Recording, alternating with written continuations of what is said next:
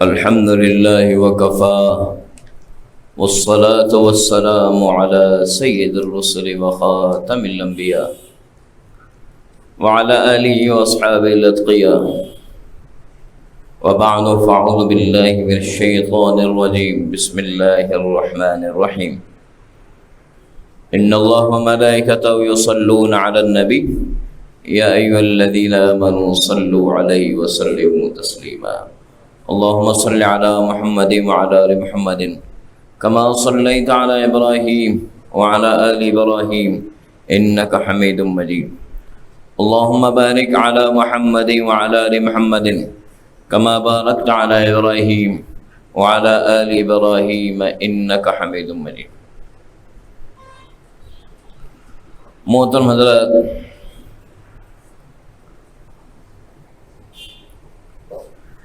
ایک بہت بڑی دعا ہے جو ہم اللہ سے مانگتے ہیں، اور بہت بڑی اس کی تشریح اور تفصیل ہے جو ہماری ساری زندگی پہ محیط ہے. وہ جو بہت بڑی دعا ہم مانگتے ہیں اس سے بڑی کوئی دعا نہیں.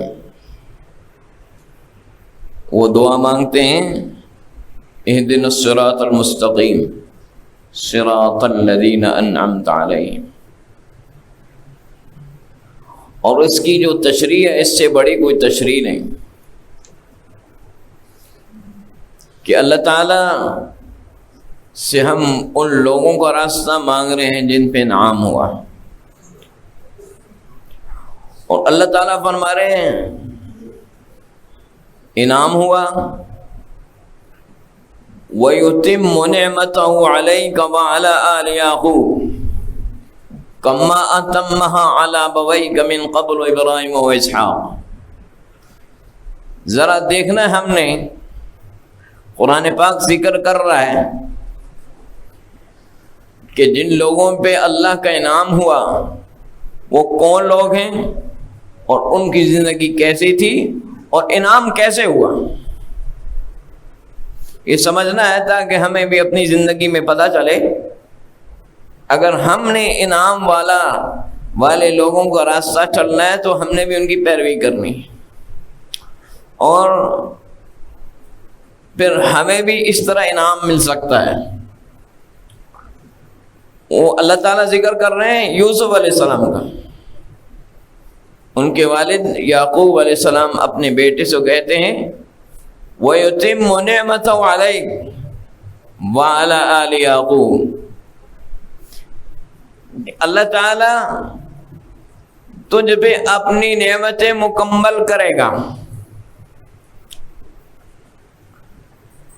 اب ذہن میں سوال آتا ہے، یوسف علیہ السلام کے والد نے یعقوب علیہ السلام نے کہا کہ بیٹا تجھ پہ اللہ اپنی نعمتیں مکمل کرے گا، تو یوسف علیہ السلام بعد میں بادشاہ بن گئے تھے، تو اس کا مطلب ہے کہ بادشاہت نعمت ہو گئی. قرآن اس کا جواب دے رہے ہیں یہاں بادشاہت نہیں، یہاں دین کو نعمت کہا جا رہا ہے جس دین کے عمل پہ عمل کرنے کے نتیجے میں اللہ نے ان کو بادشاہت دی. بادشاہت اس کے ذیل میں آتی ہے. نعمت بڑی دین ہے جو بادشاہ سے اوپر کی نعمت ہے. کما اتم علی ابویک من قبل ابراہیم و اسحاق، جیسے یہ نعمت اللہ نے اے بیٹے یوسف تیرے ابراہیم اور اسحاق تیرے باپ دادا ان پہ اللہ نے یہ نعمت مکمل کی. تو ابراہیم علیہ السلام کا ذکر ہے، اسحاق علیہ السلام کا ذکر ہے. ان کے پاس نبوت تھی، بادشاہت نہیں تھی. ابراہیم علیہ السلام بادشاہ نہیں تھے جو دنیا کی بادشاہت ہے. اسحاق علیہ السلام بادشاہ نہیں تھے، نبی تھے. اللہ نے جیسے ان پہ نعمت مکمل کی، یعنی جس طرح اللہ نے دین کی نعمت سے تیرے آباء و اجداد کو سرفراز کیا، اللہ ایسی یہ مکمل اور پوری نعمت اے یوسف تجھے بھی دے گا. اب یہ دین کی نعمت کیسے ہے؟ یاد رکھنا انسان میں کتنا دین ہے، کتنا اللہ کے حکم پہ چلنے کا پابند ہے، اس کا جب امتحان ہوتا ہے تب پتہ چلتا ہے، امتحان کے بغیر نہیں پتہ چلتا۔ ورنہ تو جس آدمی سے بھی بات کریں وہ کہے گا میں دین والا ہوں، کیا کہے گا؟ میں دین والا ہوں۔ یقیناً دین بڑی چیز ہے، لیکن کون کتنے دین والا ہے یہ اس وقت پتہ چلتا ہے جب امتحان ہوتا ہے، پھر پتہ چلتا ہے کہ دین پہ کتنا قائم ہے۔ تو نعمت جو اللہ نے ان کو دی دین کی، فرمایا اب اللہ اپنی نعمت پوری کرے گا تجھ پہ، جیسے تیرے باپ دادا ابراہیم و اسحاق علیہ السلام پہ نعمت پوری کی دین والی، کیسے اللہ ان کو نعمت دین کی دے رہا ہے سمجھیے گا۔ یوسف علیہ السلام، صرف موضوع سے متعلق کی بات کروں گا، واقعی بات تو اس میں بہت تفصیلات ہیں، لیکن جو بات ہمارے موضوع کو سمجھنے میں جو اس واقعے میں جو بات ہے صرف میں وہی ذکر کروں گا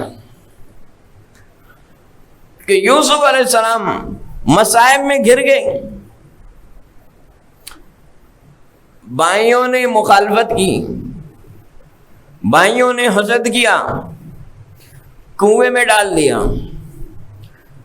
کنویں سے مسافر اٹھا کے نکال کے لے گئے، ایک بچے تھے اور مصر لے جا کے بازار میں بیچ دیا، اور زر خرید غلام کے طور پر بادشاہ کے گھر میں آ گئے، بادشاہ کے گھر میں آ کے زر خرید غلام، پیسوں سے خریدا ہوا غلام بادشاہ کے گھر میں آ گئے۔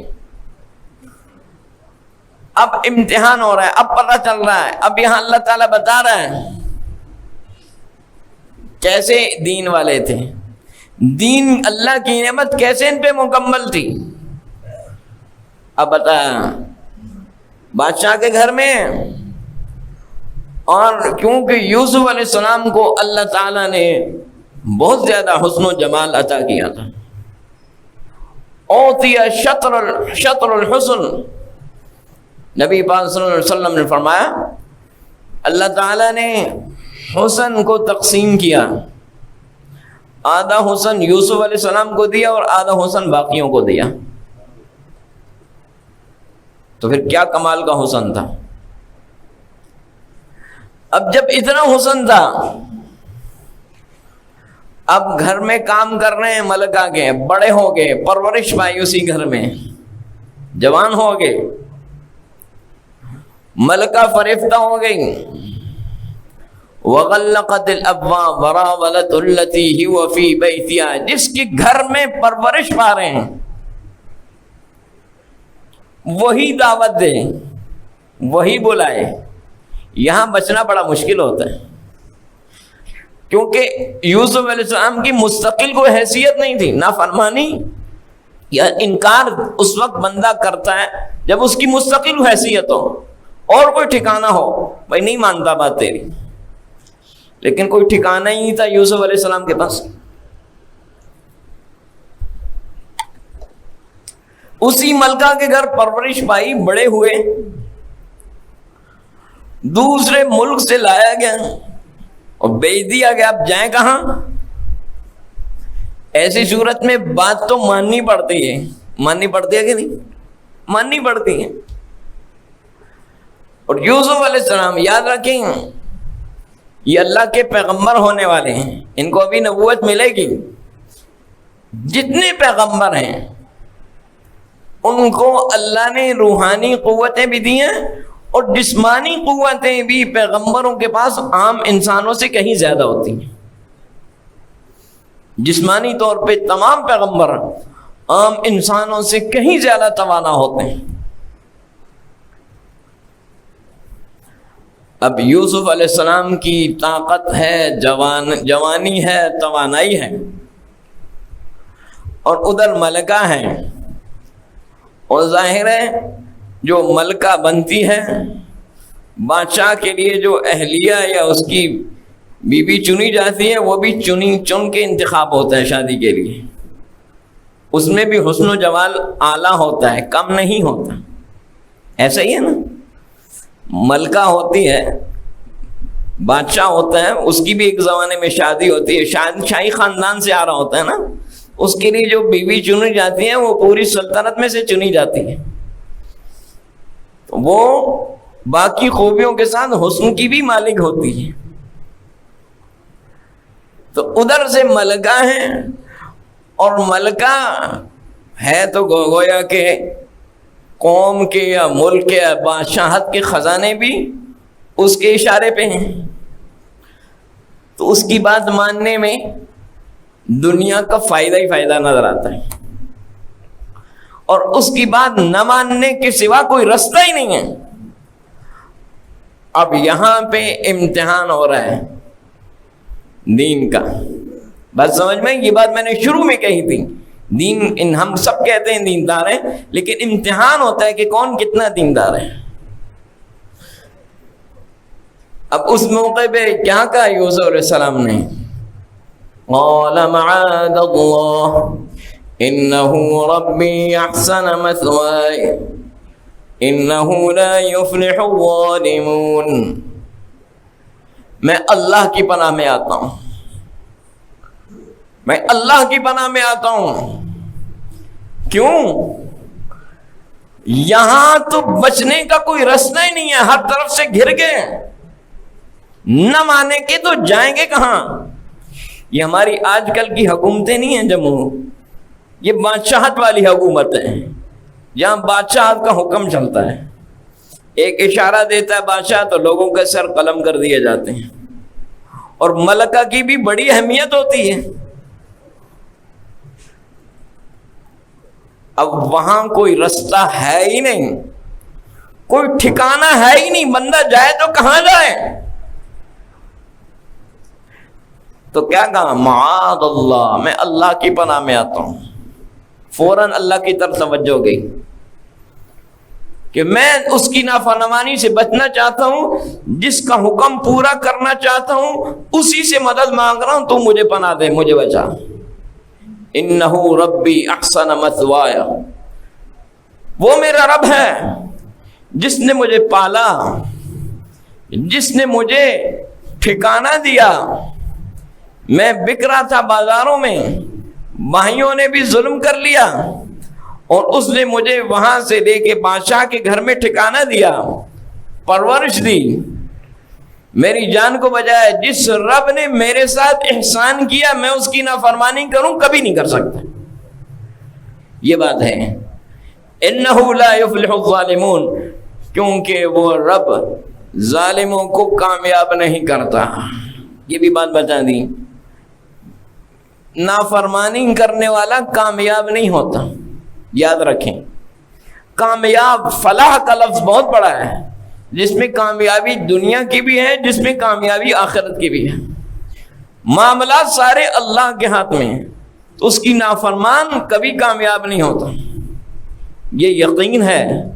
فوراً کہا میں اس کی نافرمانی کروں گا، کامیاب نہیں ہوگا. آج ہمیں بھی یہ سمجھنا ہے کہ اللہ کی کوئی بھی نافرمانی ہمارے سامنے آئے، یہ سمجھنا ہے انہ لا یفلح الظالمون، اللہ کی نافرمانی کرنے والا کامیاب نہیں ہوتا. انہ ربی، وہ میرا رب ہے، وہ مجھے پرورش کر رہا ہے، جس نے مجھ پہ اتنے انعام کی، میں اس کی کیوں نافرمانی کروں؟ یہ ہمیں بھی آج سوچنا ہے. اب کیا ہوا؟ لولا ان رأى برہان ربی، اس نے پوری کوشش کی، لیکن یوسف علیہ السلام نے یہ سمجھ لیا کہ اللہ کے دین اور شریعت کا حکم ہے کہ اس گناہ کو نہیں کرنا.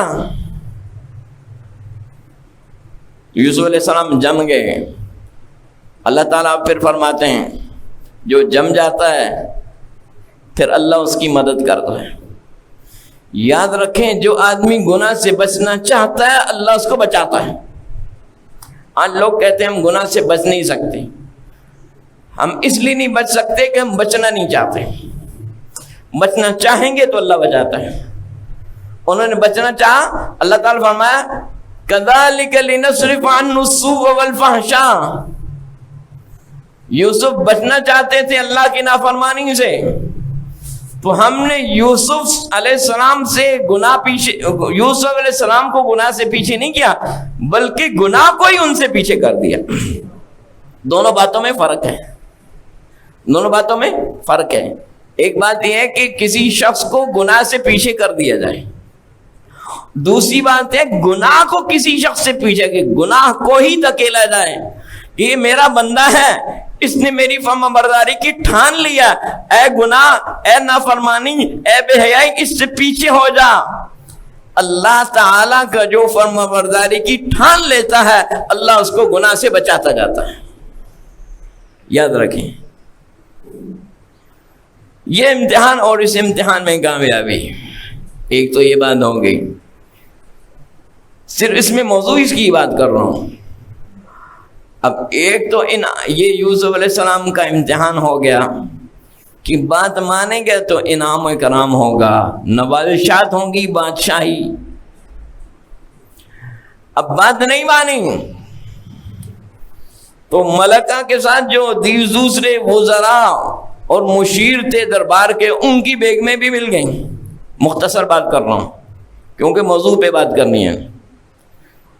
اب انہوں نے مل کے کہا کہ اپنی مالکن کی، یوسف تمہیں بات مان لینی چاہیے۔ پہلے ایک ملکہ تھی، اب سلطنت کی جتنے درباری ہیں ان سب کی بیگمات بھی ایک ہو گئی، اور سب یوسف علیہ السلام کو کہہ رہی ہیں کہ اپنی ملکہ کی بات مان لو۔ یوسف علیہ السلام کیا کہتے ہیں؟ رب السجن، اب یہ دوسرا پہلا، رب السجن احب الی مما یدعوننی الیہ وَإِلَّا تَصْرِفْ عَنِّي كَيْدَهُنَّ أَصْبُ إِلَيْهِنَّ وَأَكُن مِّنَ الْجَاهِلِينَ۔ ملکہ کو جو بیگمات تھیں وزراء کی، وہ سب کہنے لگیں کہ ملکہ کی بات مانو، اور ملکہ کہنے لگی اگر یہ بات نہیں مانے گا تو اس کو میں جیل بھیجوں گی۔ اب آپ کو پتہ ہے کہ جب جہاں بادشاہتیں ہوتی ہیں وہاں جیل میں بھیجا جائے تو پھر وہاں کوئی عدالتی کارروائی نہیں ہوتی۔ دنیا میں اسی طرح ہے، آج بھی جہاں بادشاہتیں ہیں وہاں کئی لوگوں کو جیلوں میں ڈالا جاتا ہے، وہ جب تک بادشاہتیں رہتی ہیں جیل میں ہی رہتے ہیں، جبکہ اب دنیا کا نظام اور ہے، اس وقت تو نظام ہی اور تھا۔ جیل میں چلا گیا تو پھر کوئی نہیں پوچھے گا، اور خاص طور پہ وہ بندہ جو بادشاہ کے گھر کا خادم ہے، اس کو اگر وہ جیل میں بھیج دے تو پھر کون پوچھے گا؟ زندگی ساری جیل میں ہی رہنا ہے۔ اب یہ دعوت دوسری بار ڈرا ہے کہ جیل میں جاؤ گے۔ یوسف علیہ السلام نے یہ ٹھان لی کہ اللہ کی نافرمانی نہیں کرنی، کہا رب السجن احب الی مما، اے پروردگار جس طرف یہ مجھے بلا رہی ہیں اس سے مجھے جیل زیادہ پسند ہے، جیل جانا پسند ہے، لیکن تیری نافرمانی نہیں کرنی۔ دیکھ لیں اب بات سمجھ میں آئی؟ اللہ تعالیٰ کیا فرما رہے تھے؟ ذکر کیا ہے یتم نعمت علیک، اے یوسف، والد کہہ رہے ہیں اللہ اپنی نعمت تجھ پہ پوری کرے گا، یعنی دین پورا دے گا، اور ایسا دیا دین، ایسا دیا دین کہ ڈراوا مل گیا تب بھی اللہ کی نافرمانی نہیں کی، اور نوازشات کی بارش ہو رہی ہے تب بھی اللہ کی نافرمانی نہیں کی۔ سبق ہے کہ اللہ کی نافرمانی کسی حال میں نہیں کرنی، بس جس نے نہیں کی اس پہ اللہ کی نعمت پوری ہے۔ یوسف علیہ السلام نے دعا مانگ لی، اللہ مجھے جیل بھیج دی، فاستجاب له ربه فصرف عنه كيدهن، اللہ نے یوسف علیہ السلام کی دعا قبول کر لی، ان کا مکر دور کر دیا، جیل چلے گئے۔ اب سالہ سال جیلیں، اب جیل کے اندر بھی یوسف علیہ السلام کیا کر رہے ہیں؟ ہائے وائے نہیں کر رہے، اللہ کے دین پہ قائم ہیں، یہ نعمت مکمل ہے، ہمیں تو تھوڑی سی تکلیف پہنچے تو ہم دین چھوڑ دیتے ہیں۔ سمجھ میں آئی؟ تھوڑی سی حبس ہو تو مسجد نہیں آتے ہیں، تھوڑا سا رش ہو تو نماز میں نہیں آتے ہیں، تھوڑا سا خوف خطرہ ہو تو جماعت چھوڑ دیتے ہیں، تھوڑے سے لوگوں کا ڈراوا ہو تو دین پہ حکم عمل نہیں، تھوڑی سی برادری کا ڈر اور خوف ہو تو ہر ناجائز کام کرنے پہ تیار ہو جاتے ہیں، برادری یہ ہے، لوگ یہ ہیں، فلاں۔ ہمارا دین تو بس اتنا ہی ہے، بس ہمارا دین پھسل جاتا ہے، فوراً پھسل جاتا ہے، تھوڑے سے امتحان پہ پھسل جاتا ہے، لیکن یہ دین پہ قائم ہے۔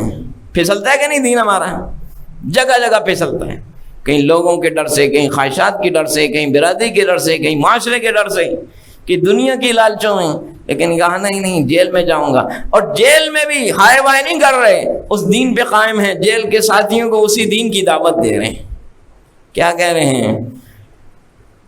اے جیل کے ساتھیوں، اَوَبَابٌ مُتَفَرِّقُونَ خَيْرٌ أَمِ اللَّهُ الْوَاحِدُ الْقَهَّارُ، یہ تم نے اللہ کے سوا جو رب بنائے ہوئے ہیں وہ ٹھیک ہے، یہ ایک اکیلا اللہ ہے۔ یہ جو توحید ہے، ذَلِكَ مِن فَضْلِ اللَّهِ، فرمایا یہ جو توحید ہے یہ وہ توحید ہے جس میں میں چل رہا ہوں۔ وَاتَّبَعْتُ مِلَّةَ آبَائِي إِبْرَاهِيمَ وَإِسْحَاقَ وَيَعْقُوبَ، میرے باپ ابراہیم، اسحاق، یعقوب اسی توحید پہ چل رہے تھے، یہی انعام والا رستہ ہے۔ اے جیل والوں، تم بھی اسی رستے پہ چلو۔ وَاتَّبَعْتُ مِلَّةَ آبَائِي، یہ انعام والے لوگوں کا رستہ میں چل رہا ہوں، اس توحید پہ قائم ہوں۔ اس اللہ کو راضی رکھنا ہے، کیونکہ سارے اور نفع و نقصان اسی کے ہاتھ میں ہے، توحید یہی ہے۔ سارے کام بنانے والا، تکلیفی دینے والا، تکلیفوں کو دور کرنے والا وہی ہے، تو اسی کو راضی رکھنا ہے، اسی کی بندگی کرنی ہے، یہی توحید ہے اور یہی انعام والا رستہ ہے۔ یہی رستہ میرے باپ دادا ابراہیم، اسحاق، یعقوب چل چکے، میں یہی رستہ چل رہا ہوں، صراط الذین انعمت علیہم۔ حالانکہ جیل کے اندر بیٹھے ہوئے ہیں، لیکن رستہ وہ چل رہے ہیں انعام والا۔ بات سمجھ میں آ رہی؟ انعام والا۔ کیوں؟ جیل میں سلطنت تو ان سے ناراض ہے، لیکن رب العالمین ان سے ناراض نہیں، رب کو راضی رکھا ہوا ہے، رب العالمین ان کے ساتھ ہیں۔ جب رب العالمین ان کے ساتھ ہے تو پھر معاملات سارے سدھر جاتے ہیں۔ رب العالمین ناراض ہو تو پھر معاملات نہیں سدھرتے، رب العالمین ساتھ ہیں۔ اب کیسا ساتھ ہے؟ جیل سے ایک ساتھی رہا ہوا تو اس سے کہا اذکرنی عند ربک، رہا ہو کے جا رہے ہو، بادشاہ سے میرا بھی ذکر کر دینا۔ ایک بے گناہ بندہ جیل میں پڑا ہوا ہے، یوسف علیہ السلام بادشاہ کو پتا تھا کہ بے گناہ ہے، اس کو پتا تھا، وہ صرف بدنامی سے کہ لوگوں میں بات پھیل گئی تھی کہ ملکہ اپنے خادم پہ فریفتہ ہو گئی، تو اپنے گھر سے تہمت اور الزام دور کرنے کے لیے ان کو جیل میں بھیج دیا تاکہ لوگ سمجھیں کہ قصوروار یہی بندہ ہے۔ بات سمجھ میں آ گئی؟ اس لیے اس نے جیل میں بھیجا تھا، اس کو تو پتا تھا کہ یوسف بے قصور ہیں۔ اب کہاں جا رہے ہو نا تم، ذرا یاد کر، اپنے بادشاہ سے میرا بھی ذکر کر دینا کہ ایک بندہ جیل میں بے گناہ ہے۔ فَانْسَاهُ الشَّيْطَانُ ذِكْرَ رَبِّهِ، شیطان نے اس کو بلا دیا۔ یوسف علیہ السلام 7 سال مزید جیل میں رہے۔ اب دیکھیں، لیکن بات یہی کی ہے، جو بات یوسف علیہ السلام نے جیل میں کہی ہے کہ رب وہ ہے، وہی بات جس رب کو راضی رکھنے سے کام ہوتے ہیں، اب وہ رب خود ان کو جیل سے نکالنے کا انتظام کرتا ہے، اور رب خود ان کو جیل سے نکالنے کا انتظام کرتا ہے کہ بادشاہ کو خواب آ گیا اور خواب کی تعبیر کوئی نہیں بتا سکا، اور جو جیل میں رہ چکا تھا سان، اس کو پتا تھا کہ یوسف علیہ السلام کو خوابوں کی تعبیر کا علم اللہ نے دیا ہے، اور وہ خواب بادشاہ سے اجازت لے کے جیل میں آتا ہے کہ جیل میں میرا ایک ساتھی ہے، وہ تعبیر کا ماہر ہے۔ اب جب وہ تعبیر لے کے جاتا ہے بادشاہ کے پاس، تو بادشاہ سمجھتا ہے یہ کوئی عام آدمی نہیں ہے، یہ کوئی بہت بڑی شخصیت ہے جس نے میری مملکت کو سدھارنے کا راستہ بتا دیا۔ تو ایسے بندے کو جیل میں رہنا نہیں چاہیے، ایسے بندے کو تو تخت پہ بیٹھنا چاہیے۔ اب یہ انتظام کون کر رہا ہے؟ رب العالمین کر رہا ہے۔ انہ ربی احسن مثوایا، یہ کہہ کے جس کی نافرمانی نہیں کی تھی کہ وہ میرا رب ہے، وہ مجھے ٹھکانہ دینے والا ہے، اس کی نافرمانی نہیں کی، راستے اب وہ نکالے گا۔ اب پتہ چلا یہ ہے، یہ انعام والے لوگوں کا راستہ ہے۔ صراط الذین انعمت علیہم، نماز میں ہم یہی مانگتے ہیں، نبی ہیں جن پہ اللہ نے انعام کیا، ہم اللہ سے مانگتے ہیں اللہ ہمیں انہی یوسف علیہ السلام کے راستے پہ چلا، یہ راستہ ہم مانگتے ہیں نماز میں، ایسی زندگی مانگتے ہیں ہم نماز میں کہ اللہ ہمیں ایسا بنا، اس راستے پہ چلا کہ ہم ہر حال میں تیری نافرمانی سے بچنے والے ہوں، اور مخلوق سے نگاہ ہٹا کے تجھے راضی رکھ کے اور سارے معاملات کا حل تجھ سے طلب کرنے والے ہوں، ہمیں ایسا لوگوں کے رستوں پہ چلا، یہ ہم نماز میں مانگتے ہیں۔ اب اللہ انعام کرتا ہے ان پہ، انشاءاللہ اس کے ذکر آئندہ ہوگا۔ اللہ عمل کی توفیق نصیب فرمائے۔